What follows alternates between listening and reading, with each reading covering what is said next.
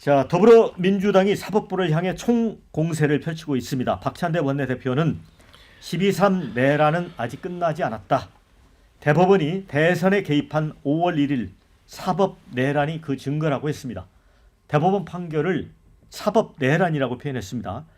자, 일단 조희대 대법원장 탄핵은 보류를 하기로 했는데 15일로 잡힌 이재명 후보의 파기환송심 공판기일을 취소하거나 또는 연기하라고 요구를 했습니다. 또 청문회와 국정조사 특검이 필요하다는 입장이고요. 대법관들이 6만 쪽 사건 기록을 읽어봤는지 따져 묻겠다. 로그 기록을 제출해라. 이렇게 하고 있죠. 자, 어제 의총에서 탄핵 찬성이 다수였다고 하는데요. 노정면 원내대변인은 다만 탄핵 결정 전에 국민적 여론을 획득하는 게 우선이다. 의견이 힘을 얻었다고 설명했습니다. 대법관 탄핵 속도 조절론을 주문한 건 이재명 대표 아니냐 이런 후문도 있습니다. 한수도권 초선 의원은 지금 대법관을 탄핵하면 국민의힘이 민주당이 입법부에 이어서 사법부까지 장악하려고 하니 행정부라도 우리에게 달라고 호소할 것이고 중도층이 여기에 설득되면 우리는 이길 수 없다. 결행할 순간까지 자세를 낮추자며 이 강경파들을 설득했다고 합니다. 물론 탄핵 카드를 완전히 접은 건 아닌데 재판부가 15일 공판기일 변경을 받아들일지 현재 상황 어떻게 보는지 궁금합니다. 설전 변호사. 네. 그런데 15일 공판기일을 변경을 요청을 했는데 글쎄 이게 상식적으로 맞는 얘기입니까? 그러니까 저 처음 들어봤어요. 공판 기일 변경 요구더라고요. 예. 신청도 아니고 우리가 공판 기일 변경 신청서는 제출을 합니다만은 이렇게 공판 기일 변경 요구를 한 건 제가 생전 처음 봤고요. 공판 기일 그러면 바꿔서 그냥 10일 날이나 7일 날 하는 건 동의하신가요? 민주당에서? 늦춰달라는 건가요? 땡겨달라는 건가요? 땡겨달라는 건가요? 그건 아니시겠죠? 저는 지금의 어떤 파기환송심 이후에 지금 민주당에서 보이고 있는 것들이 저는 솔직히 비상식적이라고 생각하고 비합리적이라고 생각합니다. 특히나 진짜 이해가 안 되는 게 제가 두고두고 생각이 드는데 12명의 대법관 중에서 10명에 대해서만 지금 얘기를 하고 있잖아요. 졸속 심리를 했다. 예. 그러면 왜 무죄를 준 상고 기각의 의견을 줬던 2명에 대해서는 졸속 심리했다는 얘기를 안 하시죠? 그 10명이든 2명이든 똑같은 시간을 두고 똑같은 자료를 가지고 똑같이 결정을 한 거잖아요. 그게 유죄냐 무죄냐의 차이만 있었을 뿐이지. 그러면 무죄를 둔 2명에 대해서는 왜 얘기를 안 하시는 거예요? 그것도 그럼 졸속이겠네요? 그것도 다 읽었는지 한번 확인 한번 해보셔야 되겠네요. 그러니까 저는 지금 민주당에서 얘기하는 게 오히려 뭐 절차대로 가고 있는 거잖아요. 그걸 대법원에서 빨리 했다고 뭐라는 거예요? 그러면 빨리 했다고 뭐라고 할 거였으면 5월 1일 날 선고기일 잡히기 전부터 똑같은 얘기를 하셨어야죠. 오히려 5월 1일 날 잡혔을 때는 아 이거 빨리 잡은 건 무죄 주기 위한 거다. 그냥 괜찮다. 이렇게 얘기하셨었잖아요. 분명히. 그러면 상고 기각이 됐었으면 이건 졸속 심리가 아니었었고 파기환송이 되니까 졸속 심리가 되는 건가요? 너무 다르잖아요. 그러니까 모르겠습니다. 계속 지금 파기환송심 이후에 노무현 대통령이 얘기를 하시면서 김윤석 최고 같은 경우도 얘기를 하시던데 노무현 대통령님이 생전에 대통령 하실 때 한번 하신 말씀 좀 다시 한번 새겨봤으면 좋겠어요. 그때 뭐라고 하셨냐면 왜 정치 권력이 법치 위에 서려고 하느냐. 그게 정상이냐. 법치가 일단 우선에 있어야지 그 다음 정치 권력이 그 밑에서 자유롭게 민주주의와 자유주의를 펼치는 것이다. 라고 얘기를 하신 부분이 있어요. 근데 왜 노무현 정신은 스스로 어기고 계신지 이해가 안 갑니다. 장현주 부위원장. 일단 민주당이 뭐 결과에 따라 법원에 대해서 비판하는 게 달라진다라는 말은 동의하기는 어렵습니다. 왜냐하면 일단 그러니까 지지난주죠. 이제 4월 22일에 전원합의체 갑자기 대법원이 회부를 했을 때 그리고 갑자기 그날 당일에 회부를 하고 심리를 잡고 그리고 이틀 후에 24일에 또다시 심리를 한번 겹치고 그리고 5월 1일에 선고를 하겠다. 결국 전원합의체 회부한 지 9일 만에 선고하겠다 선고기일을 냈을 때도 모든 사람들이 그 얘기했어요. 저는 이거는 진영 상관없이 이게 이례적으로 정말 절차가 빠르다라는 점에는 다 동의하셨을 거예요. 그냥 빠른 게 아니고 정말 이례적인데? 라고 생각할 정도였습니다. 그러다 보니까 당시에는 대부분의 법조인들이 이렇게 빨리 나오는 건 항소심의 무죄 판결을 결국에는 확정하기 위한 것 아니겠느냐. 이걸 뒤집기 위한 시간은 사실상 안 된다 9일은. 그래서 상고 기각일 거다라는 예상들이 많았던 거였거든요. 그런데 열어보니까 파기환송이었어요. 유죄 취지로. 그러다 보니까 6만 쪽이 다 되는 기록을 이걸 다 봤나? 로그 기록을 한번 확인해보자라는 의문이 당연히 나오는 거고 그리고 앞서서 얘기 중에는 그러면 왜 10명에 대해서만 얘기가 나오냐라고 하는데 그 판결문의 반대 의견에 보면 그 두 분의 대법관이 그런 얘기를 써놔요. 수기하는데 기간이 과연 제대로 되어 있었는지 이런 부분에 대한 문제 삼는 부분들이 있거든요. 그러니까 분명히 전원합의체 그 12명 중에서 분명히 이 대법관들도 이거 너무 빠른 것 아니야 라고 생각하시는 분들이 저는 있었다고 생각을 합니다. 그런 부분들이 반대 의견 판결에 저는 녹아 들어있다고 생각이 들고 그렇기 때문에 이게 판결을 바꾸는 것이었음에도 이걸 9일 만에 이렇게 파기환송을 하게 되는 부분에 대해서는 당연히 졸속이다라고 지적할 수밖에 없다고 생각합니다. 권순석 대변인, 네. 이 문제는 어떻게 봐요?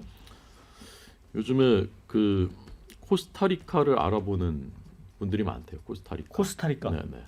이민간을 가려고. 예. 여기가 물가가 싸고 치안이 괜찮은 편이랍니다. 그래서 이재명 후보의 대한민국 어떻게 될 건가? 이건 뭐 짐이 곧 국가다 아닙니까 이거? 루이 14세랑 똑같은 거예요. 뭐 범죄를 저질렀다고 대법원이 판결을 했는데 대법원이 그렇게 판결했으니까 탄핵시키고 상권 분립도 없애겠다라는 것이지 않습니까? 국가를 전복시키겠다는 것이나 마찬가지예요. 우리가 이해하는 국가는 헌법에 의해서 헌법 40조, 66조, 101조에 의해서 상권 분립이 보장되어 있는 국가이고 법치가 보장되는 국가가 우리가 알고 있는 대한민국이었는데 이 국가를 그냥 무력화시키고 그냥 전복시키겠다는 것이에요. 내란이 다른 게 내란입니까? 사법부도 그냥 없애버릴 수 있고 그냥 입법부는 마음대로 좌지우지하고 뭐 야당은 뭐 소용도 없고 소수당은 아무 그 의견도 반영이 되지 않고 그런데다 이제 행정부까지 장악하면은 정말 완벽한 독재국가, 왕정국가. 그러니까 이런 나라에서 어떻게 살겠느냐? 이 나라가 갈 방향은 어떻게 되겠느냐? 그래서 정말 그 알아보는 사람들이 많다는 것입니다. 아니 2년 6개월이나 이거야말로 정말 이례적인 거죠. 한 사람의 재판. 유독 그 한 사람의 재판만은 1년 안에 법에 하게 돼 있는 건데 2년 6개월 하다가 그냥 갑자기 사표 내고 나가버리고 어떤 방법으로든 재판을 지연시키고 그러다 마침내 대법관들이 이제 이거는 범죄가 맞다라고 판결하면서 2심 판결에 대해서 왜곡이다, 오해다, 잘못이다라는 표현을 수십 번을 썼습니다. 2심 판결은 누가 봐도 정말 납득이 되지 않는 것이에요. 저는 2심 판사들은 양심이 있다면 우리나라 최고 법관 12명 중에 10명이 이렇게 판결을 내리고 그거 왜곡하고 오해한 거다라고 했으면 저는 사표 쓰고 나가야 된다고 생각해요. 그 판사들은. 근데 그렇게 최고의 그 판사들 대법관들이 그렇게 판결했는데도 그걸 탄핵시켜버리자, 없애버리자, 법까지 바꾸자 이렇게 하고 있는데 이게 어떻게 된 겁니까 우리나라가? 네. 자, 이 사법 내란이라고 지금 규정하고 있는 민주당의 주장에 대해 여러 가지 지금 실시간 댓글이 올라오고 있습니다. 자, 법 위에 있는 집단들 정말 싫다 이런 의견 주셨고요. 한 사람 사법 리스크 해소하려고 줄탄핵 어이상실이다 이런 의견 주셨습니다. 반면에 자 이게 나라냐? 대법원이 선을 넘었다. 대선 개입한 10명의 대법관들 탄핵하라 이런 의견. 빨리 공소 기각했으면 대선 출마를 인위적으로 저지하려는 게 아니지 파기환송이라서 문제가 되는 거다. 이런 의견 주셨고요. 또 무죄면 빨리 해도 되고 유죄면 빨리 하면 안 되냐? 법원 판결을 부정하겠다는 거다. 또 이런 의견 주셨어요. 조희대가 갑자기 633 외치며 결과 내는 게 이재명한테만 적용하고 다른 사람에게도 적용이 되고 있나? 또 이런 의견도 주셨습니다. 그런데 오늘 여론조사가 하나 나온 게 있습니다. 아시겠지만 리얼미터가 지난 이제 30일부터 2일까지 조사한 거예요. 그런데 대법원의 파기환송심은 아시겠지만 이제 그 1일 오후. 1일 오후에 났죠. 그래서 그 부분이 3일 중에 하루치가 반영이 된 여론조사입니다. 그런데 민주당 지지도가 42.1%로 4.7%가 떨어졌습니다. 국민의힘이 41.6, 7%가 올라갔습니다. 그래서 양당이 6주 만에 오차 범위로 좁혀졌어요. 근데 이게 분명히 좀 영향을 주는 건 아닙니까? 그러니까 정당 지지율은 뭐 한 번 점 찍는 것보다 추이가 중요하니까 조금 더 지켜봐야 될 것 같고요. 일단 저는 뭐 어제 그 민주당 의총에서 대법원장을 포함한 그 탄핵은 보류를 했지 않습니까? 그러니까 정무적으로 그 여러 가지 그 우려들이 제기가 돼서 보류한 거라고 보고 그게 맞는 판단이라고 봅니다. 이게 이제 대법원의 판결이 매우 이례적이고 그리고 정치적 판결이고 선거 개입이라고 볼 만한 그런 판결이긴 합니다만 그게 위헌이거나 불법이냐? 그건 아니거든요. 위헌 불법의 요소가 있어야 이게 탄핵 요건이 되는 건데 그게 없는 상태에서 이제 탄핵을 했을 때 자칫 그게 불러올 수 있는 역풍. 어떻게 보면 선고를 걱정해서 그걸 막으려다가 선거를 망칠 수도 있다. 이제 이런 우려가 제기돼서 안 한 거라고 보고 안 할 거라고 봅니다. 일각에서는 이게 이제 파기환송심을 서두르는 것도 있고 파기환송심에서 자칫 다시 유죄 판결이 돼서 올라갔을 때 대법원이 재상고 그 상고 이유서도 안 보고 그냥 결정 내리는 거 아니냐. 근데 그럴 수가 없대요. 형사소송법상 그거는 의무사항이고 그리고 지난번 상고 주체하고 이번 상고 주체가 다르잖아요. 근데 그걸 상고 이유서도 안 보고 결정한다는 거는 대법원이 법의 공백이거나 혹은 법의 해석상의 허점을 이용하는 게 아니고 불법을 저지르는 건데 평생 판사로 살아왔던 사람들은 그럴 수가 없다. 때문에 그거는 괜한 기우이거나 제가 보기엔 약간의 이제 뭐랄까요 좀 위헌비어 같은 거여서 그걸 너무 과하게 걱정할 필요는 없을 것 같다라는 생각이 들고요. 저는 이제 대법원의 판결이 좀 유감인 게 사법자제의 원칙이라는 게 있습니다. 이게 이제 국민주권의 원리를 존중하고 또 삼권 분립을 존중해서 거기에 영향을 미칠 수 있는 판결을 할 수 있어도 가급적 하지 않는 게 사법자제의 원칙인데 선거를 한 달 남겨놓고 선거에 이렇게 명백하게 영향을 미칠 판결을 절차적 정당성 없이 이렇게 내린 거에 대해서 당연히 비판이 나올 수밖에 없고요. 민주주의는 절차주의입니다. 때문에 절차적 정당성이 없으면은 그 결과에 대해서 당연히 문제 제기가 나올 수밖에 없고 또한 민주주의는 선거를 본령으로 움직이는 시스템이에요. 다른 게 다 있어도 선거가 없으면 민주주의가 아닙니다.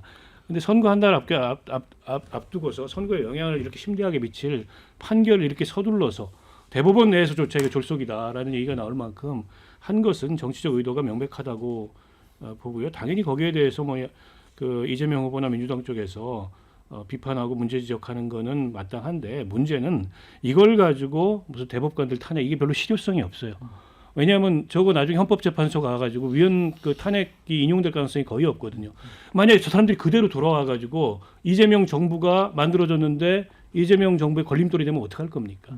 그래서 이게 뭐 오늘만 사는 게 아니기 때문에 제가 보기에는 조금 더 냉정해야 된다. 냉정하게 봤을 때 탄핵 아니어도 방법이 있다. 때문에 이렇게까지 과흥분할 필요 없다 이렇게 생각합니다. 네.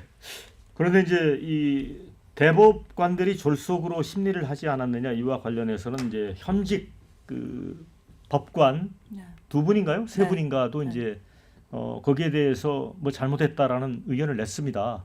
그런데 또 이제 또 반대 의견은 대법관들의 판결 자체가 그 6만 페이지나 뭐 10만 페이지가 넘는 페이지를 다 일일이 들여다보는 게 아니고 재판 전문 연구관들이 있어서 거기서 검토를 하고 올라온 축약된 내용을 가지고 법리적인 판단하는 거다라는 주장도 하고 있는데 어느 쪽 얘기가 맞아요? 그러니까 6만 페이지를 참나 진짜 이거 아시는 분들은 이거 너무 국민들 호도하고 있는 거예요. 민주당에서 그리고 일부 언론들 소위 말하는 진보 진영의 언론이라는 분들이 6만 페이지를 다 왜 안 보고서 이거 다 한 거냐? 아니 장 변호사님도 다 아시겠지만 기록 보는 게 솔직히 우리도 일이지만 대법관 분들은 30년 이상 그 뭐 30년 판사했다는 분보다 저는 40년 35년 판사했던 분은 또 이해가 되신다고 하던데 그럼 횟수로 지금 따지면 되나요? 그러니까 말도 안 되는 지금 레토릭으로 지금 이거 언론을 호도하고 있는데 6만 페이지 다 볼 필요도 없어요. 대법원에서는 실상. 근데 그걸 가지고 뭐 왜 빨리 하는데 로그 기록을 달라? 그러면 로그 기록 다 해가지고 다 봤다고 하면 다 수긍하실 겁니까? 파기환송심도 그대로 다 진행할 것이고 그럼 대법원 유죄 취지 판결에 다 인정하시는 거예요? 아니 세상에 이런 재판 불복이 어디 있어요? 아니 헌법재판소에서 탄핵 재판 난 거 가지고는 그렇게 불복하지 말자고 승복하자고 그렇게 얘기를 해놓고 나서 지금에 와서는 왜 이러는 거예요? 아니, 그게 이해가 안 되는 거야 나는. 네, 설 변호사님 말씀처럼 뭐 기록을 보는 부분에 대해서 뭐 법조인들이 다 알 거다라고 말씀 주셨는데 저는 조금 이번 사건은 다른 것 같아요. 왜냐하면 전원합의체 회부되고 9일 만에 선고난 거 제가 알기로는 없거든요. 그리고 이게 정말 이례적이다라는 것을 뭐 결과를 떠나서 대부분 다 동의하십니다. 정말 이례적인 상황이었어요. 그래서 대법관 그 2명의 반대 의견도 그런 내용들을 지금 반대 의견에 남겨놨거든요. 신속한 재판도 중요하지만 뭐 이런 부분들을 남겨놨는데 저는 그런 거예요. 뭐 6만 쪽을 뭐 6만 쪽을 그래 처음부터 가나다라 막 이렇게 보는 그런 의미를 얘기하는 게 아니라 이게요 1심에서는 유죄였죠. 그리고 뭐 집행유예 2년 붙은 실형이 나왔었습니다. 근데 2심에서는 전부 무죄됐어요.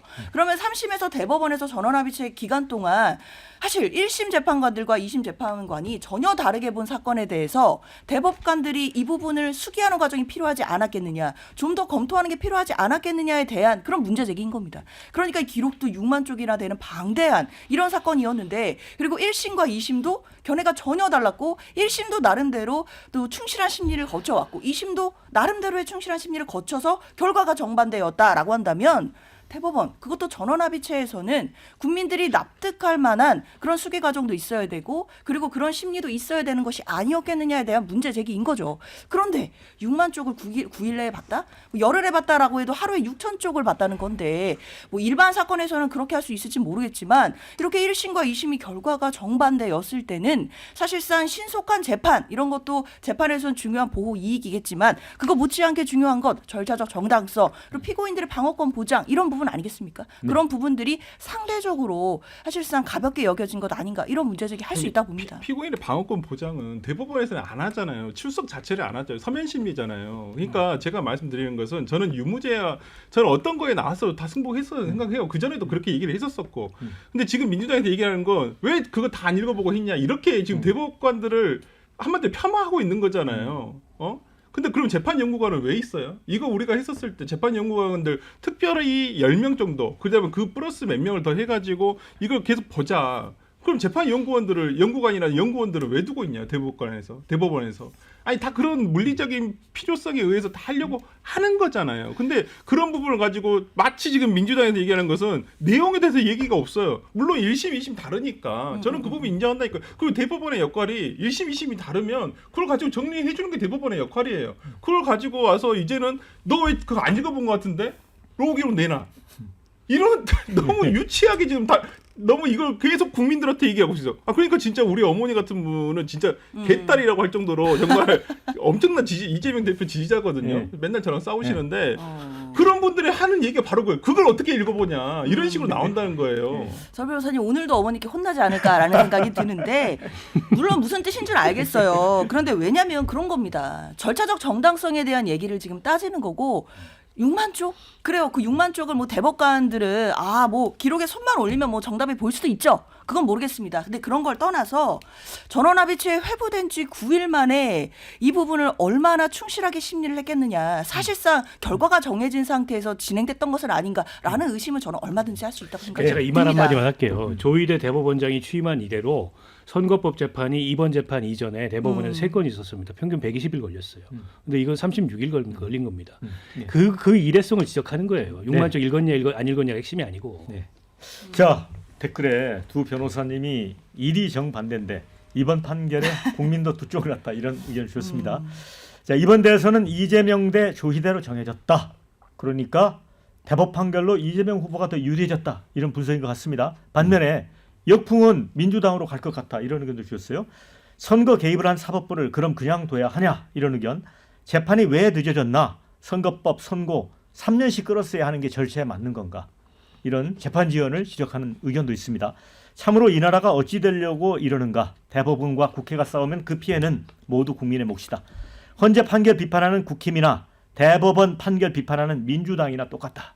이런 의견을 주셨습니다. 헌재 판결을 언제 비판했어요? 저희가 자, 판결에 승복했죠. 네. 그런데 지금 이제 민주당은 향후 이재명 후보의 사법 리스크에 대해서 대응 입법의 속도를 내는 것 같습니다. 그러니까 이제 고등법원이 파기환송심에서 이제 형을 확정을 할 것 같고 이게 어떤 결론이 나올지 모르겠습니다. 100만 원 뭐 미만이 나오면 뭐 이제 자격에 제한이 없지만 이상이 나오게 되면 나중에 대법 거쳐서 최종 판결이 나면 대통령이 설령된 이후에도 여러 사법적 논란이 불거지는 것에 대한 대비하는 모양 같습니다.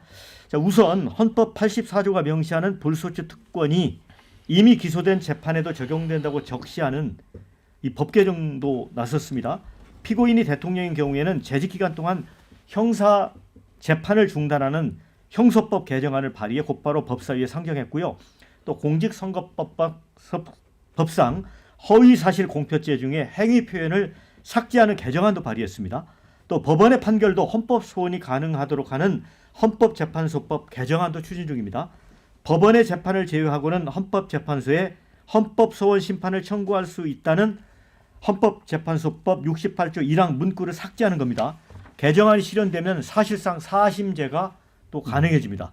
아울러 법원 조직법을 개정해 대법관을 14명에서 30명으로 늘리고 3분의 1 이상을 판검사가 아닌 사람으로 임명하는 등 구성을 개편하는 법안도 발의했습니다.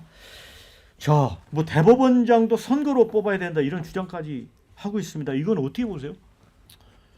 우리가 그 위성 사진으로 한반도 이렇게 찍으면 북쪽은 불이 깜깜하게 꺼져 있고 남쪽은 불이 환하게 켜져 있는 굉장히 유명한 사진 다 봤지 않습니까?